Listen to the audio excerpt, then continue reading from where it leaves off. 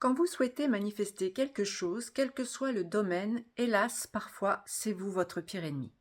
Déjà parce qu'on a vu que vous avez des croyances qui vous viennent de l'enfance, de votre environnement familial, de la société dans laquelle vous vivez, enfin bref, vous vous répétez un dialogue intérieur qui ne vient pas de vous, mais que vous avez intégré pour vrai et qui parfois, la plupart du temps même, ce sont des pensées négatives du genre ce serait trop facile si c'était comme ça, je ne suis pas assez qualifié, je ne suis pas assez bien, je ne suis pas assez, ça c'est vraiment un classique.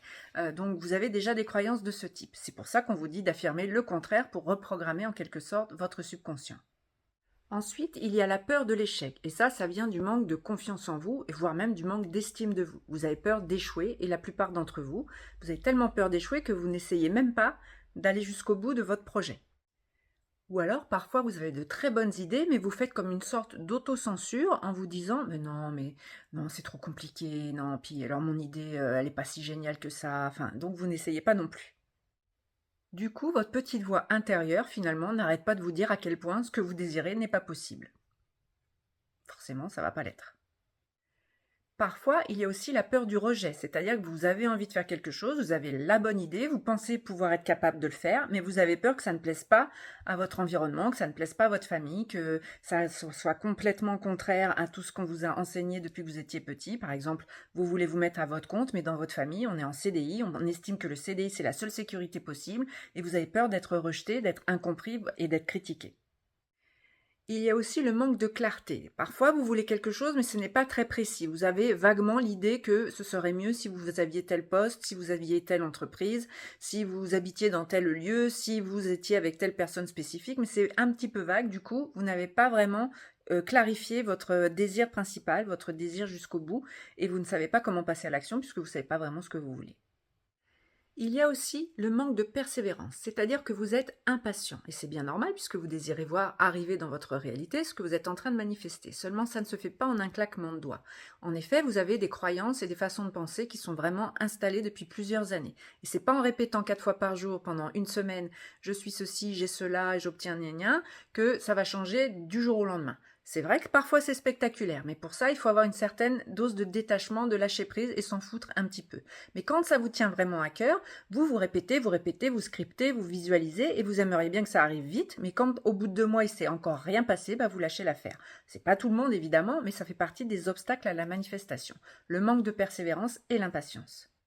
Il y a aussi l'histoire de l'habitude. Vous fonctionnez sur un certain mode de vie depuis des années également et il va falloir changer certaines habitudes pour obtenir vos manifestations. Ne serait-ce que par exemple si vous voulez changer de travail, il va bien falloir que vous intégriez dans votre routine de tous les jours soit une place pour une formation supplémentaire, soit une place pour faire des entretiens, faire des CV, aller vous renseigner sur la manière dont on va postuler à tel endroit. Enfin bref, vous voyez, il y a des choses à mettre en place. Et ça, c'est difficile de changer notre routine, puisque c'est une histoire de connexion neuronale. Il va falloir créer des nouveaux chemins, entre guillemets, pour créer de nouvelles habitudes. Et ça, c'est pas facile pour tout le monde. Et la plupart du temps, vous voulez passer du coq à l'âne, entre guillemets, c'est-à-dire changer tout d'un coup, et ça, c'est pas tenable sur la durée. Il vaut mieux faire des petites actions, des petits pas, qui vont être beaucoup plus profitables, parce qu'on en fait un jour, on reste 2-3 jours avec ça, le 4e jour, on rajoute quelque chose, et c'est beaucoup plus facile à intégrer que de vouloir changer tout du jour au lendemain. Je termine par un autre point qui résume un petit peu tout ça, c'est le regard des autres. Arrêtez d'avoir peur du regard des autres, arrêtez de vous occuper de ce que vont penser les autres, arrêtez de tenir compte de ce que les autres veulent, de ce que les autres disent et de ce que les autres pensent de vous. Ça rejoint un petit peu la peur du rejet et la peur de l'échec, mais c'est vous qui décidez de votre vie, c'est vous qui savez ce que vous voulez normalement, et si c'est pas encore très clair, il va falloir le clarifier, mais ne parlez pas à tout bout de champ de vos projets à certaines personnes qui vont n'avoir de cesse que de vous décourager, de vous montrer tout ce qui ne va pas marcher, de vous montrer à quel point c'est difficile, de vous montrer à quel point la conjoncture ceci, la société cela, les finances patati et patata, ça va vous décourager. Donc gardez pour vous vos projets, n'expliquez pas à qui veut bien l'entendre ce que vous êtes en train de manifester. Je parle même pas des gens qui vont vous dire c'est de la connerie, ça se saurait si on pouvait créer notre réalité, mais mon pauvre, qu'est-ce que tu crois? Non, non, non, non, non. On reste focus à l'intérieur de soi, on reste aligné le plus possible à notre désir en faisant des petites actions chaque jour différentes, chaque jour un peu plus, et on n'écoute pas les rabat-joie, je vous ai déjà fait une vidéo là-dessus, qui vont vous décourager et qui vont vous dire que ce n'est pas possible. Vous pouvez aussi en profiter pour apprendre à fixer vos limites et à vous affirmer en disant non quand c'est non pour vous, plutôt que de toujours vouloir faire plaisir et de toujours vouloir passer pour la bonne personne qui est serviable à votre détriment. Si vous avez des choses à faire, une discipline à instaurer, des actions à mettre en place, ne serait-ce que vos affirmations, votre scripting, etc., ce n'est pas le moment de vous éloigner de votre but pour rendre service à Pierre, Paul ou Jacques ou pour avoir l'air d'être sympa en écoutant les jérémiades des autres, par exemple.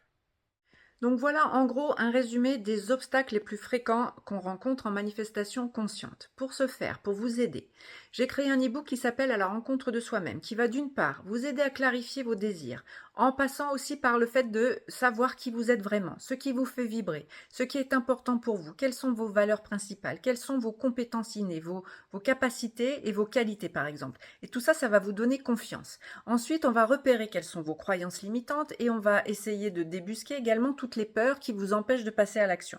Vous allez avoir tout un travail à faire avec des exercices concrets, mais tout ça, ça va vous aider à cheminer vers votre but, vers votre manifestation, en plus des techniques que vous connaissez déjà qui sont donc les affirmations, le scripting, la visualisation notamment, la révision, mais ça j'en parle pas dans l'e-book parce que je vous ai déjà expliqué ça en vidéo et c'est un autre sujet, mais déjà en se connaissant soi-même, en sachant ce qui est vraiment important pour nous, en sachant quelle est la vie idéale qu'on aimerait vivre d'ici 5 ans, 10 ans, je ne sais pas moi, ou même l'année prochaine, vous avez déjà une bonne idée de comment passer à l'action et en faisant des petits pas bien évidemment, puisque le grand écart en changeant tout d'un coup, c'est rarement tenable dans la durée.